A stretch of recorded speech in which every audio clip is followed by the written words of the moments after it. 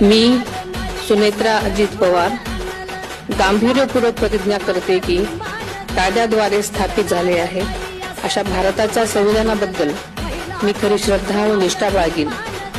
मी भारताची सार्वभौमता व एकात्मता उन्नत राखीन।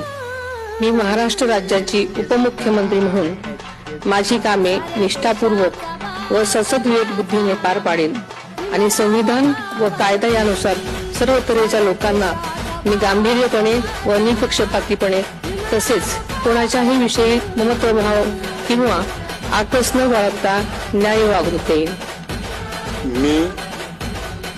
मी सुनेत्रा अजित पवार गांभीर्यपूर्वक प्रतिज्ञा करते की महाराष्ट्र राज्याची उपमुख्यमंत्री म्हणून माझ्या विचारार्थ आणली जाईल किंवा मला ज्ञात होईल अशी कोणतीही बाब अशी उपमुख्यमंत्री म्हणून माझी